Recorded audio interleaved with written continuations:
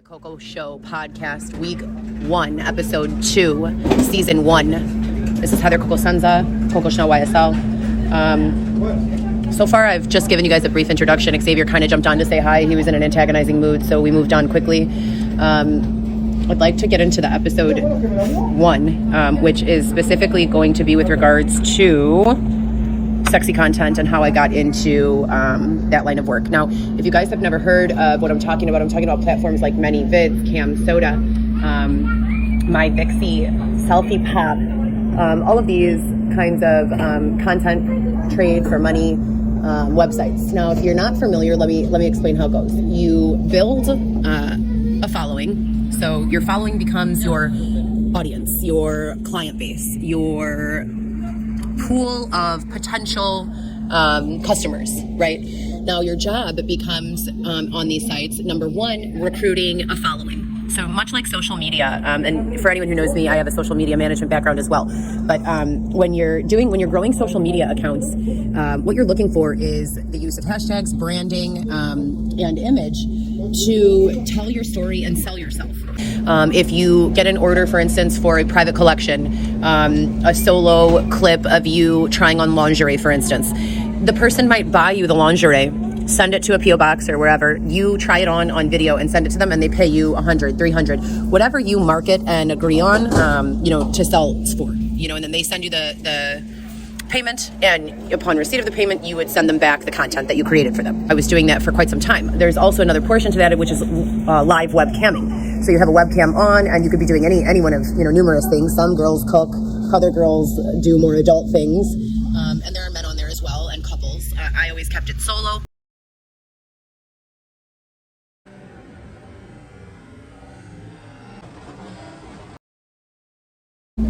And it was just me, doing mostly modeling and photo shoots. I made a couple of XXX solo videos where I showed a little more than the bathing suit covers, but not very much. So there's a few things probably left floating around in circulation from those days in my life. But like I said, I treated it as a small business and I marketed it as such. So I wasn't in a secretive place creating this. I felt as though I had nothing to hide, and I still feel that way. It was something I tried as an artist. I loved the self-promotion, and it would work for anyone. And I would love that promotion for anyone. So you can disconnect from the problems of real life and just live in fantasy and get paid for it, essentially. Okay? Where I would earn the most money from a single customer or client would be when I was working directly with them via DM or private message, and there was little video photo exchange in the beginning. It was more genuinely getting to know these people, maybe not in a prying therapeutic way where you're like coming off as their counselor, but in a loving, motherly, wifey, type of way. People like to feel like there's someone who cares about them, and like if they go missing, someone will notice. Right? So that was a big thing. When you create those relationships, and they do evolve into friendships a lot of time. For safety reasons, my exact location and legal name were private at that time when, that was my primary income. But I haven't been working in that field since about 2018-19. So GoPro Solo Productions went from being primarily fitness content and sexy content to now statement content, and, important things. And that's the direction for the actual Coco Show. The webisode, series that I created, that I designed, that I thought of 4 or 5 years ago, due to circumstances of being thrown around like a rag doll, haven't been able to really put, a lot of effort into. So that's what we're working on now, is this podcast as well as this webisode. Hey babe, can you please start the dryers again? Yeah. Thank you. On hot, please. And kind of like move the blankets around so that the inside, the part that's wet, will like be exposed so it could get dry, please. Thanks. So I'm not embarrassed, and I'm not trying to bury it. I'm doing the opposite. I want to show it. I want it to be showcased in the evolution of my art. I want people to see where I started and where I am going, and all of the stops I've made along the way. So that's kind of that. It just didn't work for me. I thought it was super hot to have a husband who wanted something, and even though I absolutely hated it, to give it a try and step out on that limb for him.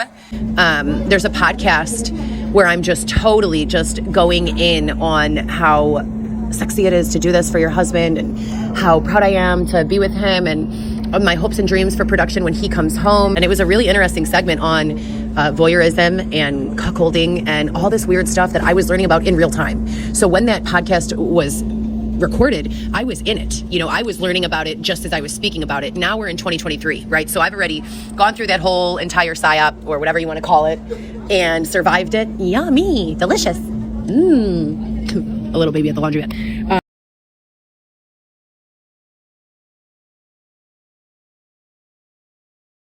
But I've already survived it and realized that it's not for me. That doesn't mean it's not for you, and it's not for some people. It just isn't for me. That also doesn't mean I'm embarrassed or ashamed. Does it hurt that I was coerced down a path by someone I love that I think ultimately did me a lot of damage overall?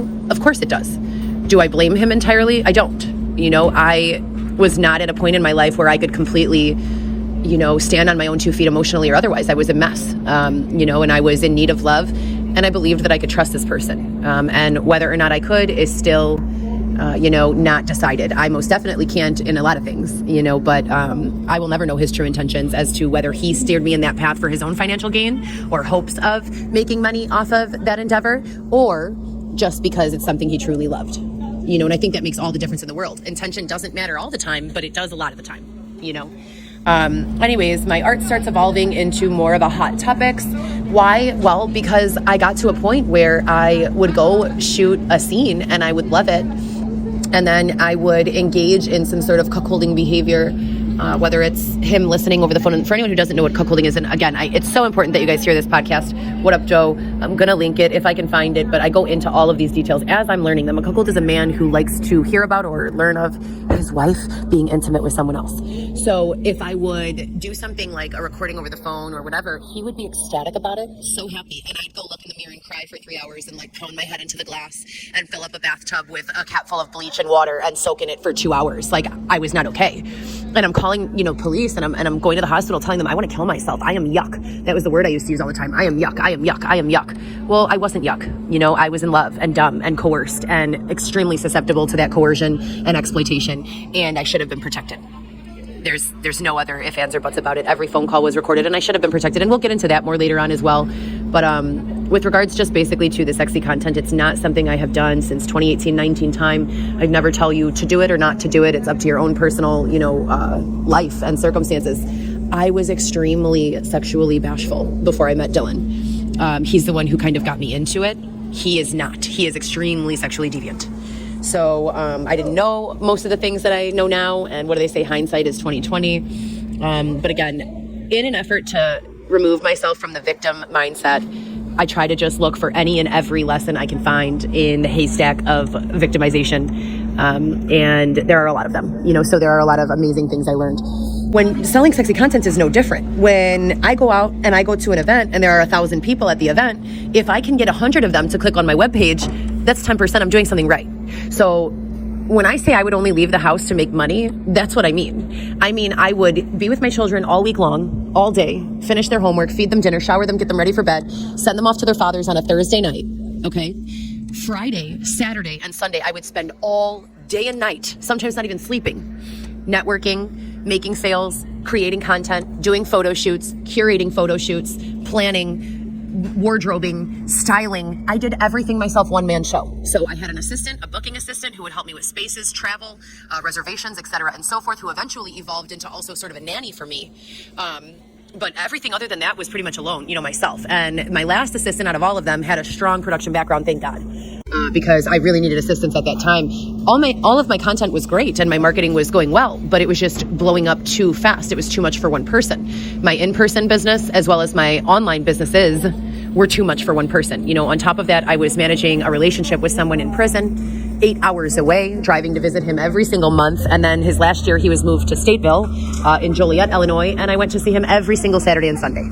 So while the kids are with their dad. So I really, really took that 4 or 5 year period and made it 100% about accelerating in business. And I think I did. So that is another reason why the situation I'm currently sitting in is so questionable and curious and doesn't make sense. Dylan was on parole, holding guns and drugs and beating me severely. And I went for orders of protection and they were denied.